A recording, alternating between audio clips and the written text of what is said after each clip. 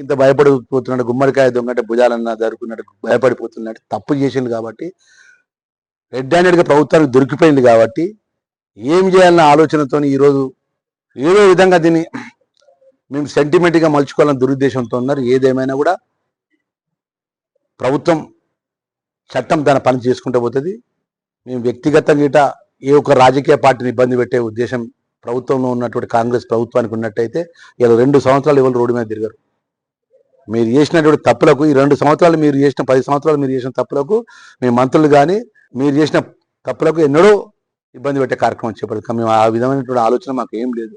ప్రజాస్వామ్యం లోపల ప్రభుత్వం ఉండాలి, ప్రధాన ప్రతిపక్ష పార్టీ ఉండాలి. ఆ విధంగా ప్రభుత్వాన్ని నడుపుతున్నాము. ఇలా మాజీ ముఖ్యమంత్రి కేసీఆర్ గారు కానీ కేటీఆర్ అని హరీష్ రావుకి చెప్తున్నాము, నాయన నువ్వు చేసినట్టు పాపాలకు ఏదైతే మీకు ఎంక్వైరీలు వస్తున్నాయో సెట్ కానీ రేపు పొద్దున మళ్ళీ సిబిఐ వాళ్ళు టేకప్ చేసి కాళేశ్వరం మీద దాని మీద నోటీసులు పంపించి దానికి జవాబులు చెప్పని చెప్పుకుంటా ప్రజలు చేసిన ప్రజలకు అడ్డం పెట్టుకుని చేసిన దోపిడీకి రేపు తెలంగాణ ప్రజలకు మీరు జవాబు చెప్పండి. మీ చెల్లె, మీ తొగడబుట్టిన చెల్లె, మీ బిడ్డ చెప్పిన మాటలకు తెలంగాణ ప్రజలకు జవాబు చెప్పు ఫస్ట్, అప్పుడు మాట్లాడు.